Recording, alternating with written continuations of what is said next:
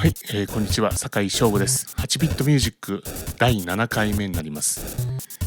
今回しつこくエンベロープについて語っていきます。エンベロープ操作、これをやること以下で、メロディー、特にメロディーですね、これをどう歌わせるか、そのメロディーに命を吹き込めるかどうかっていうのにかかってくるからです。まずメロディーに記号入れをしていきます。その一音一音をどう扱うか、脳内で歌ってみます。メロディーに書き込まれている記号を、こちら見てください。それぞれに意味は次の通りになります。音楽の楽典で定められているものと似ているものがありますので、混乱を招きそうですけれども、各自が工夫して独自の記号を編み出すと良いと思います。僕の場合箱型にはこのように「こ」と箱の「こ」ですね、四角い形なので「こ」と書いてるんですけども、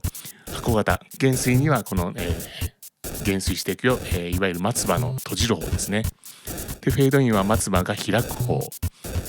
箱型段差、疑似残響にはこの後に、ハイフン。音符後半にビブラートをかけるときには、この場合には減衰の後に、後半にビブラートをかけるっていう形でこのようにしてます。箱型にビブラートをかけるときなどには、こという形の字の後に、波線があってもいいかなと思いますね。このような形で、書き込まれたメロディーだけ聞いてみましょう。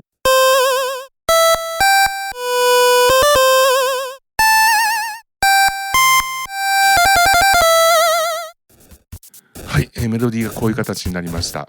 メロディー1音だけでこの説得力です。これに三角化を足して2音としてみましょう。三角化はベースを、1拍3拍のベースだけは1オクターブ下げて扱ってみました。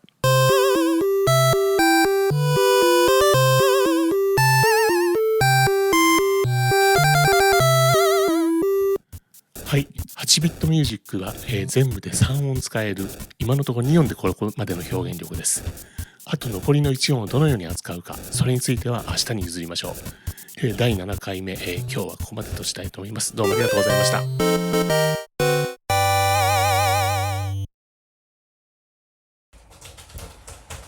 はい、第7回目、実は、これは前日の5月4日の夜に撮ってます。明日ちょっと最後の晴れだっていうことで、その貴重な晴れを、もったいないなと思いましてはい、なので、ちょっとこんなように実を言うともうさっき、ちょっとビールを1本飲みまして、いい感じにふやけてます。はい、今日で一応エンベロープのことについての説明は終わろうかなと思ってまして、で、なんでしょう、メロディーをああやってクケハっていうもうピコピコと呼ばれてたような時代の音でもあんだけ歌わせられるんだってことを感じていただけたら、もう僕としてはもうやった意味があるなと思いまして、そのメロディーが例えば本当にこうメロディーのこう横線がありますよね。でその横線をどう歌うか、前もなんかで言ったんですけども、どこでこうフレーズを区切るか、前も言ったっていうのはごめんなさい、ツイッターの話ですね。例えばタティタタタララっていうのがタンタンタンタンタタタンも歌うこともできるし、タリヤタティアウっていうのも歌えるし、それをどう歌うか、それを頭の中で、描いて、そして最終的に一つしか残せないんです。やっぱりいろんな、選択肢があると思いますけれども、最終的には1個に決めなくちゃいけないんで、それをタンティアって切るのか、タンティアとこう膨らませるのか、タンタタラっていうふうに2番目のとスタッカートにするのか、いろんな、流れがあると思いますけれどもそうやってなんでしょう、メロディーをこうどう歌わせるかを考えるっていうところがすごくそのファミコンじゃない8ビットの時代に学んだことですね。それとあと音数が少ないんでどう組み合わせていくかっていうのもすごく気を使いますし、はい。で、今回こうやってメロディーを歌わせるっていうことで一番僕が、なんでしょう、ちょっとツイッターの方で見たんですけども、酒井さんのその8ビット時代の音ってあんまりよう知らんわみたいな話もあったんですけども、僕がそのなんでしょう、一番そういったいろんな技術を身につけて8ビットで一番極めたなと思っているのが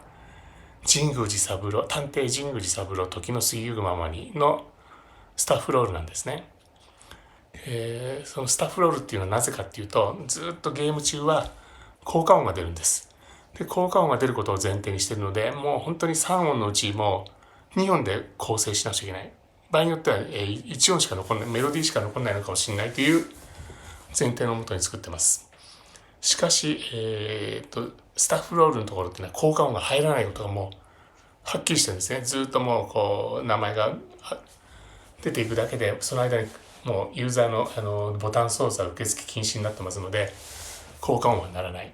3音マックス使える。これは結構大きいことで、やっぱり曲を書く方としてはすごくその3音使えるのが嬉しいっていうのは、もうなんつう貧乏状態だと思うんですけども、要はですね、消えない、要は効果音で持っていかれないで済むという、この幸せ感、多幸感をですね、やっぱり貧乏したことない人には分かんないっていうのと一緒で、とにかく貧乏したんですわ。貧乏自慢ですけども。で、それとあとは、この間、クケアの 12.5% で、ワーウルフっていうのかな。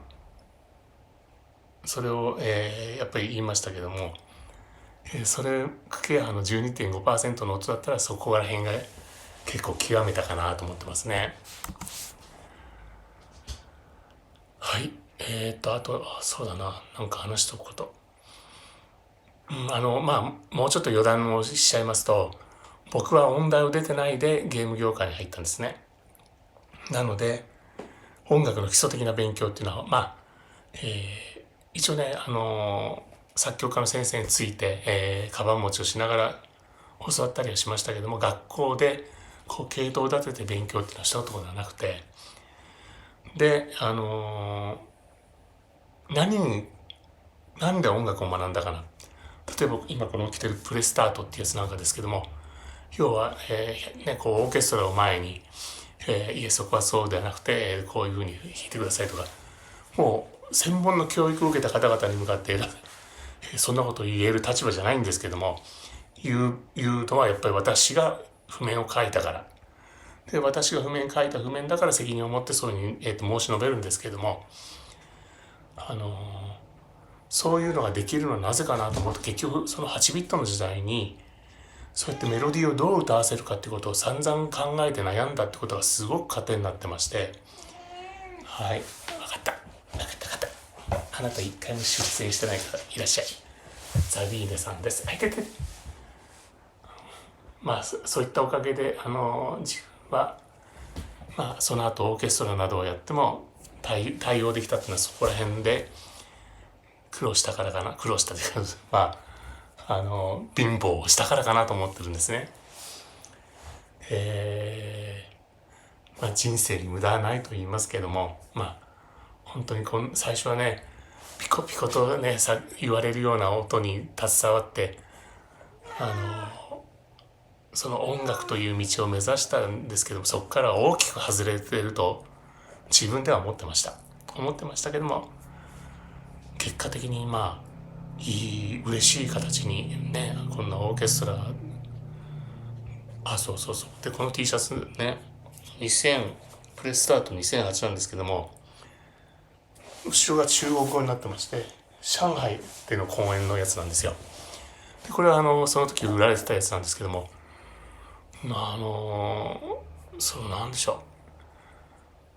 一時期繊維産業が中国で生産することがあって、日本のノウハウがみんなそっちに流出した。で繊維を作るなら中国の方がずっとノウハウが、持ってるみたいな話を聞いたことあるんですね。で、実際この T シャツも本当にへたらない、いつまでもすごくいい状態なんですね。大したもんだなと思いまして、もしかしたら中国の人たちがいいものを作ろうということで